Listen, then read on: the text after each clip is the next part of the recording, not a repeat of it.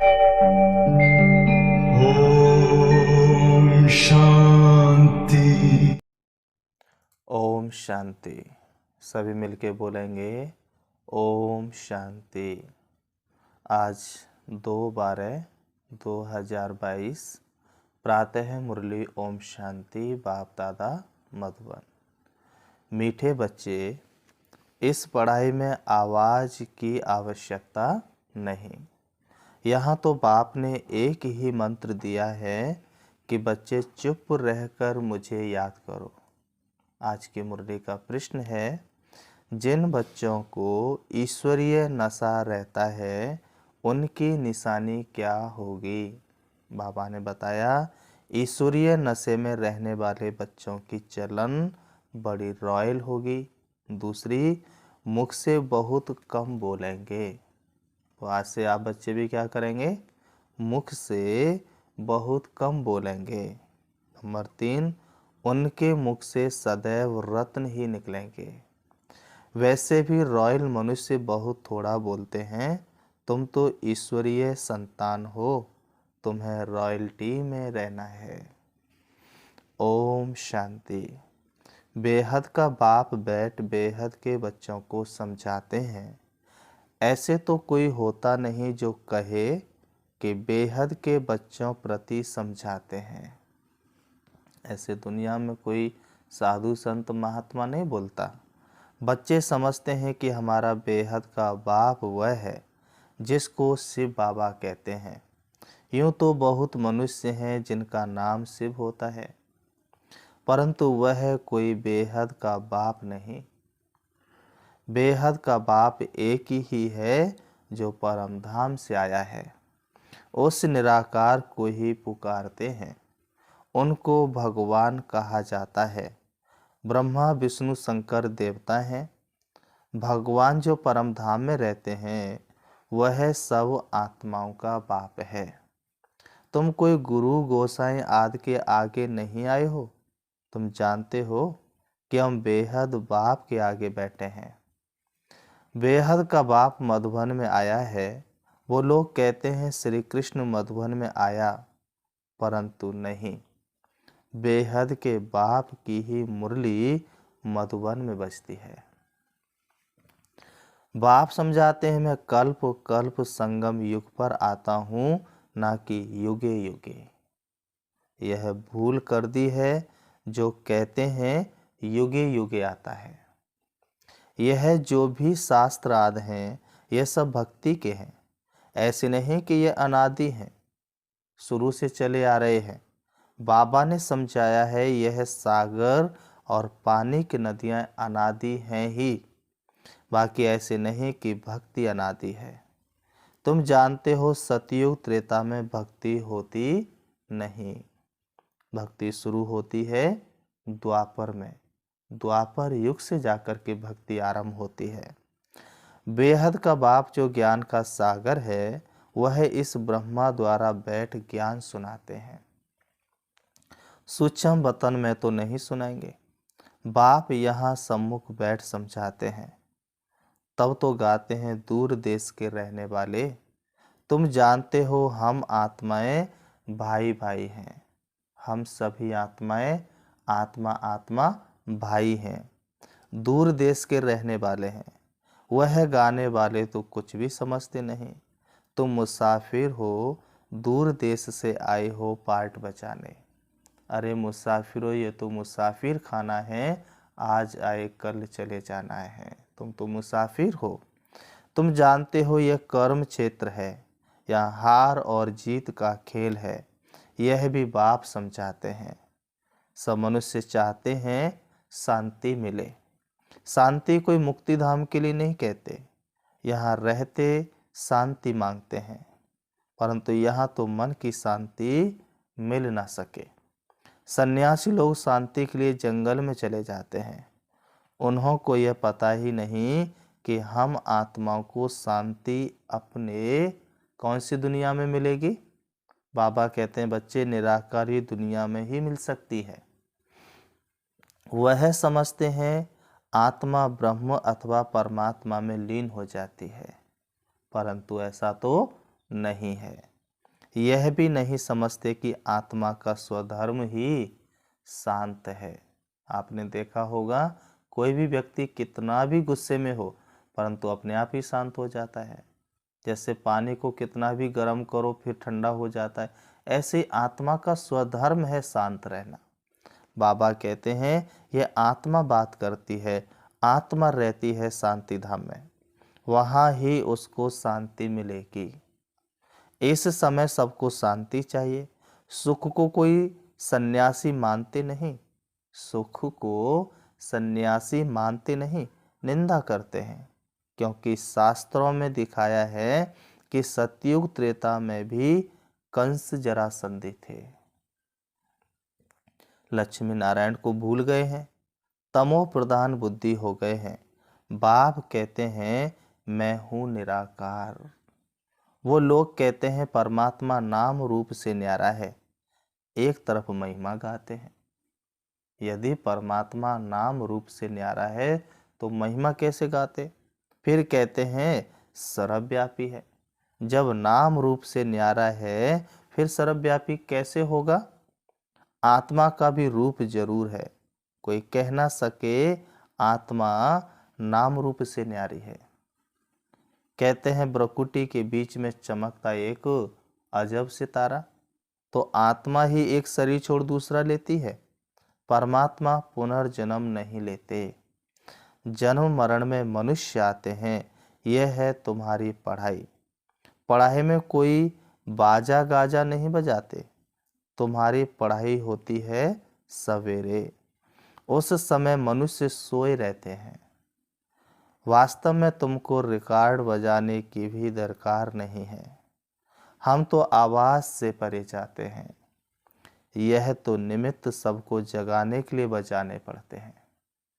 बाबा कहते मुरली पढ़ने अथवा सुनने में आवाज बाहर नहीं जाता है, पढ़ाई में आवाज होता ही नहीं है। बाप बैठ मंत्र देते हैं, बच्चे चुप रहकर मुझे याद करो। तो बाबा हमें कौन सा मंत्र देते हैं? बच्चे चुप रहकर मुझे याद करो। यहाँ कोई गुरु आदि तो है नहीं जो बैठ एक एक को कान में मंत्र दे, फिर कह देते किसको नहीं सुनाना। यहाँ तो वह बात नहीं है। बाबा तो ज्ञान का सागर है। यह है गीता पाठशाला। तो पाठशाला में मंत्र दिया जाता है क्या? तुम जब किसको पर्सनल समझाते हो तो रिकॉर्ड बजाते हो क्या? नहीं। क्लास में भी ऐसे समझाना है, चित्र भी सामने है। जिसने कभी नक्शा ही नहीं देखा हो तो क्या समझेंगे कि इंग्लैंड नेपाल कहाँ है? अगर नक्शा देखा होगा तो बुद्धि में आएगा। तुम बच्चों को भी चित्रों पर सारा ड्रामा का राज समझाया गया है। यह नॉलेज ऐसी है जो बिगर चित्रों के भी समझा सकते हो। मनुष्यों को भगवान का कुछ भी पता नहीं है। कल्प की आयु तो लंबी चौड़ी कर दी है। अब तुमको बाप ने समझाया है, तुमको फिर औरों को समझाना पड़े। बाबा ने हम बच्चों को समझाया, अब तुमको फिर औरों को भी समझाना पड़े। बाबा कहता है बच्चे 4 युगों का 4 हिस्सा करना पड़े, फिर आधा आधा करना पड़े। आधा में नई दुनिया, आधा में पुरानी दुनिया। कहने का भाव है सतयुग त्रेता नई दुनिया और द्वापर कलयुग पुरानी पति दुनिया। ऐसे नहीं कि नई दुनिया की आयु बढ़ी देंगे, नहीं। समझो कोई मकान की आयु 50 वर्ष है तो आधा में पुराना कहेंगे। दुनिया का भी ऐसे है। यह सब बाप ही आकर बच्चों को समझाते हैं। तो अगर कोई मकान की आयु 50 है तो उसको आधा आधा करेंगे। तो ऐसे ही बाबा कहता है ये सारी दुनिया को भी आधा आधा कर दिया। सतयुग त्रेता नई दुनिया, द्वापर कलयुग पुरानी दुनिया। इनमें गीत गाने व कविता आदि सुनाने की दरकार नहीं। हम संगम युग के ब्राह्मणों की रस्म रिवाज बिल्कुल ही न्यारी है। हम कौन से ब्राह्मण हैं? संगम युगी ब्राह्मण। किसको पता नहीं है कि संगम युग किसको कहा जाता है? संगम पर क्या होता है? तुम जानते हो, दूर देश के रहने वाला बाप पतित दुनिया में आए हैं। ब्रह्मा विष्णु शंकर का दूर देश नहीं है, दूर देश है शिव बाबा का और आत्माओं का। हम सब निराकारी दुनिया में रहने वाले हैं। पहले है निराकारी दुनिया और फिर है आकारी और साकारी दुनिया। बाबा तीन लोक वाला चित्र हमें समझाते हैं। ऊपर परम धाम से देखेंगे तो पहले निराकारी दुनिया, फिर आकारी और फिर नीचे साकारी दुनिया है। तो निराकारी दुनिया से पहले देवी देवता धर्म की आत्माएं आती हैं। पहले सूर्यवंशी घराना यहाँ था, फिर चंद्रवंशी घराने की आत्माएं आएंगी। सूर्यवंशी हैं तो चंद्रवंशी नहीं है। चंद्रवंशी जब होते हैं तो कहेंगे सूर्यवंशी पास्ट हो गए। त्रेता में कहेंगे लक्ष्मी नारायण का पार्ट पास्ट हो गया। बाकी ऐसे नहीं कहेंगे कि हम फिर वैसे शूद्र बनेंगे, नहीं, यह नॉलेज तुमको अभी है। बाप तुमको चक्र का राज समझाते हैं। भल उन्होंने त्रिमूर्ति बनाया है, परंतु शिव को डाला नहीं है। शिव को जाने तो चक्र को भी जाने, शिव को न जानने के कारण चक्र को भी नहीं जानते। गाते हैं दूर देश का रहने वाला आया देश पर आए, परंतु जानते नहीं कि भगवान ही पतित पावन है। तुम जानते हो हमारा यह बहुत बड़ा यज्ञ है, और इस यज्ञ का क्या नाम है? अविनाशी रुद्र गीता ज्ञान यज्ञ। उस यज्ञ में तिल जौ डालते हैं। यह है राजस्व अश्वमेध रुद्र ज्ञान यज्ञ। इस यज्ञ में सारी पुरानी दुनिया की सामग्री स्वाहा होनी है।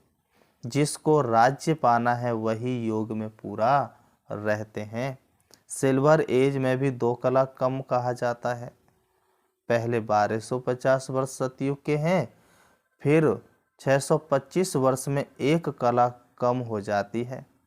उतरती कला है ना, त्रेता में और भी खाद पड़ जाती है।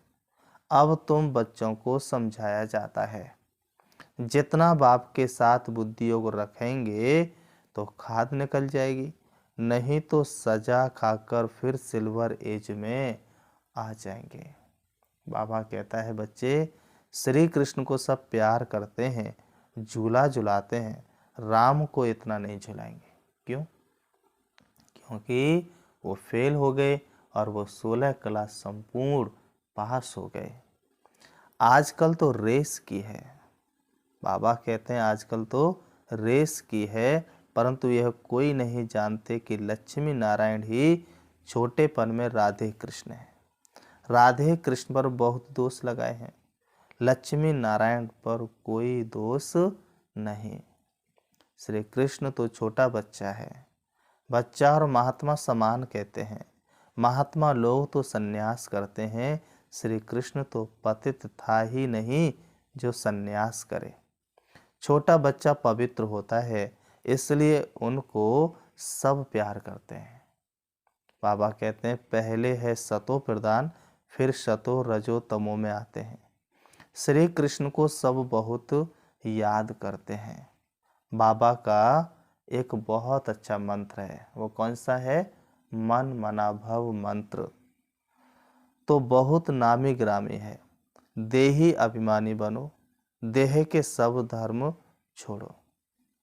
बाबा यहाँ 2 शब्द समझाते हैं, देही और देह। तो बाबा कहते देही अभिमानी बनो और देह के सब धर्म छोड़ो। यह ज्ञान तुम कोई भी धर्म वाले को दे सकते हो। बेहद का बाप कहते हैं अल्लाह को याद करो। आत्मा अल्लाह का बच्चा है। आत्मा कह दिए खुदा ताला, अल्लाह साईं। जब अल्लाह कहते हैं तो जरूर आत्मा का बाप निराकार है, उनको ही सब याद करते हैं। अल्लाह कहने से जरूर नज़र ऊपर जाएगी। बुद्धि में आता है कि अल्लाह ऊपर में रहता है। यह है साकार सृष्टि, हम वहाँ के रहने वाले हैं। ये तो साकार सृष्टि में है हम, परंतु रहने वाले तो परम धाम के हैं। बाप कहते हैं हम भी मुसाफिर, तुम भी मुसाफिर हो, परंतु तुम मुसाफिर पुनर्जन्म में आते हो, मैं मुसाफिर पुनर्जन्म नहीं आता। मैं तुमको छीछी पुनर्जन्म से छुड़ाता हूँ। इस रावण राज्य में तुम बहुत दुखी हो, तब तो मुझे बुलाते हो। बहुत दुखी हो गए तब तो बाप को बुलाते हो। बाप कितनी अच्छी अच्छी बातें तुमको समझाते हैं। बच्चे अभी खेल पूरा होता है, यहाँ बहुत दुख है। हर चीज कितनी महंगी हो गई है, फिर सस्ती थोड़ी होगी। आगे सस्ताई थी, सबके पास अनाज आदि खूब रहता था। सती को कहते हैं गोल्डन एज। वहाँ सोने के सिक्के थे। वहाँ सोना ही सोना होगा, चांदी भी नहीं। वहाँ बाजार भी भभके की होगी। हीरे जवाहर क्या क्या पहनते होंगे। वहाँ हीरे जवाहरों का ही खेल चलता है। खेती बाड़ी ढेर होगी। यहाँ अमेरिका में अनाज इतना होता है तो जला देते हैं। अभी तो जो बचत होती है वो बेच देते हैं, भारत को दान करते हैं। भारत की गति देखो क्या हो गई है। बाप कहते हैं मैंने तुमको कितना राज्य भाग्य दिया था। तुम्हारा देवी देवता धर्म बहुत सुख देने वाला है। उनको ही कहा जाता है गोल्डन एज। मोहम्मद गजनबी कितने हीरे जवाहरों के माल लूटकर ऊंट भर कर के ले गया। कितना माल उठाया होगा, कोई हिसाब थोड़ी कर सकेंगे। अब तुम फिर मालिक बन रहे हो। एक मुसाफिर सारी दुनिया को हसीन बनाने वाला है। एक मुसाफिर सारी दुनिया को हसीन बनाने वाला है। कब्रिस्तान को बदल क्या बनाने वाले हैं, परिस्तान स्थापन करते हैं। यहाँ तुम बच्चे आए हो रिफ्रेश होने। मुसाफिर को याद करते हो, तुम भी मुसाफिर हो। यहाँ आकर 5 तत्वों का शरीर लिया है। सूक्ष्म वतन में 5 तत्व होते नहीं। 5 तत्व यहाँ होते हैं जहाँ तुम पाठ बजाते हो। हमारा श्री देश वहाँ है। इस समय आत्मा पतित बन गई है, इसलिए बाप को पुकारते हैं। इसलिए बाप को पुकारते हैं कि आप आओ। हम बाप को बुलाते हैं कि हे परम पिता परमात्मा, आप आओ, आकर हमको पावन बनाओ। रावण ने हमको पतित बनाकर काला कर दिया है। जब से रावण आया है तो हम पतित बने हैं। बाबा कहते हैं कि अब तुम समझते हो कि जरूर है पावन, तब तो याद करते हैं। पावन थे तो आज भी बाप को याद करते हैं कि हे पतित पावन आओ। कोई तो है जिसको बुलाते हैं, कोई तो है जिसको बुलाते हैं। बच्चे बाप को बुलाते हैं ओ गॉड फादर। उनका नाम ही है हेवनली गॉड फादर, तो जरूर हेवन ही रचेगा। बाबा ने समझाया है पढ़ाई में बाजे गाजे की दरकार ही नहीं है। बाबा ने कह दिया है कोई अच्छे अच्छे रिकॉर्ड हैं जो बाबा ने बनवाए हैं। तो जब देखो उदासी आती है तो अपने को रिफ्रेश करने के लिए भल ऐसे से गीत बजाओ, परंतु जितना आवाज कम करेंगे तो अच्छा है। रॉयल मनुष्य कम आवाज करते हैं, मुख से थोड़ा बोलना है। जैसे रत्न निकलते हैं, तुम ईश्वर के बच्चे हो तो कितने रॉयल्टी, कितना तुम्हारे में नशा होना चाहिए। राजा के बच्चे को इतना नशा नहीं होगा जितना तुमको रहना चाहिए। बाबा कहता है राजा के बच्चे को इतना नशा नहीं होगा जितना तुमको रहना चाहिए। अच्छा, तो फिर बाबा कहते मीठे मीठे सिकलदे बच्चों प्रति माता पिता बाप दादा का याद प्यार और गुड मॉर्निंग। रूहानी बाप की रूहानी बच्चों को नमस्ते। रूहानी हम बच्चों की रूहानी बाप दादा को याद प्यार और नमस्ते नमस्ते नमस्ते। धारणा के लिए मुख्य सार नंबर 1, अपने को सदा रिफ्रेश रखना है। बाबा कहते बच्चे अपने को सदा रिफ्रेश रखना है, मुख से रत्न ही निकालने हैं। कभी उदासी आद आए तो बाबा के बनवाए हुए गीत सुनने हैं। दूसरा, देही अभिमानी बनने की प्रैक्टिस करनी है, याद में रहे खाद निकालने का पुरुषार्थ करना है। वरदान, एक की याद में मन को एकाग्र कर मन मना भव रहने वाले एवर रेडी संपूर्ण भव। स्पष्टीकरण, सदैव स्मृति में रखो कि हर समय एवर रेडी रहना है। किसी भी समय कोई भी परिस्थिति आ जाए लेकिन हम एवर रेडी रहेंगे। कल भी विनाश हो जाए तो हम तैयार हैं। एवर रेडी अर्थात संपूर्ण। संपूर्ण बनने के लिए एक बाप दूसरा ना कोई, यह तैयारी चाहिए। मन सदा एक की तरफ मन मना भव है तो एवर रेडी बन जाएंगे। एवर रेडी होकर सेवा करो तो सेवा में भी सहयोग मिलेगा, सफलता भी मिलेगी। स्लोगन है, बाप की 1000 गुना मदद के पात्र बनना है तो हिम्मत के कदम आगे बढ़ाओ। बाबा कहते स्लोगन, बाप की 1000 गुना मदद के पात्र बनना है तो हिम्मत के कदम आगे बढ़ाओ। अच्छा, ओम शांति। अभी हम 5 मिनट से बाबा को याद करेंगे, देखेंगे, अपने आप को सम्मान देंगे। सारा संसार मेरा परिवार है, सभी मेरे भाई बहन है। मैं सर्वश्रेष्ठ आत्मा हूँ, मैं देह नहीं, मैं आत्मा हूँ। चमकते हुए सितारे की तरह हूँ। शरीर तो मेरा वस्त्र है जो मैंने धारण किया है, बाकी मैं चमकते हुए सितारे की तरह हूँ।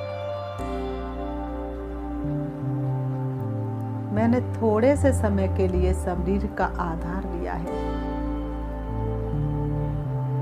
मेरा वास्तविक घर परम धाम शांति धाम है। मेरा पिता परमात्मा ज्योति बिंदु शिव है। मैं उस घर की रहने वाली थी। सृष्टि रंगमंच पर पाठ बजाने आई। पाठ बजाते बजाते अपने घर को और अपने पिता को भूल गई। प्यारे बाबा ने ब्रह्मा बाबा के तन के द्वारा मुझे सत्य नॉलेज दी, घर की याद दिलाई। अब मैं आत्मा इन देह रूपी वस्त्रों को त्याग के जा रही हूँ अपने प्यारे पिता परमात्मा से मिलने के लिए। देखें अपने आप को, मेरी शक्तियाँ चारों तरफ फैली हुई। मैं आत्मा चली जा रही हूँ। बिंदी स्वरूप में उड़ रही हूँ। सूरज चांद सितारों से पार होती हुई सूक्ष्म वतन से दूर प्रवेश करती हूँ हल्के सुनहरे लाल रंग के आसमान में, मणियों के देश में, जहाँ प्रत्येक आत्मा मणि के समान चमक रही है। सभी आत्माओं का प्रकाश संपूर्ण ब्रह्मांड में फैला हुआ है।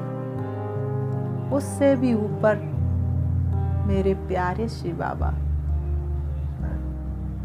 जिनकी शक्तिशाली किरणें पूरे ब्रह्मांड को प्रकाशित कर रही हैं।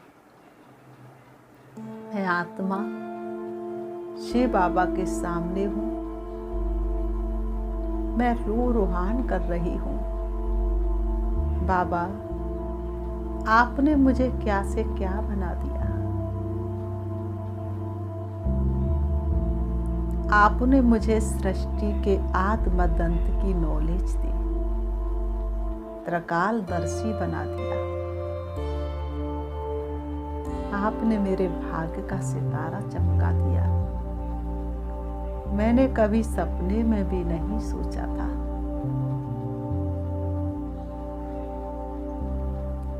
बाबा से रो रुवान करके मैं आत्मा परम धाम से नीचे, सूक्ष्म वतन से भी नीचे, तारागढ़ से भी नीचे, चंद्रमा से भी नीचे, सूरज से भी नीचे आ जाती हूँ सृष्टि रंगमंच पर।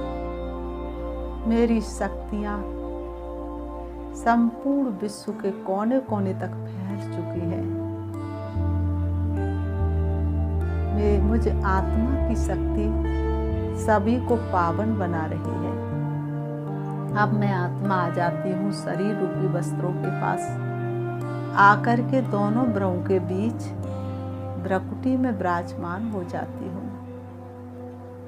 ओम शांति।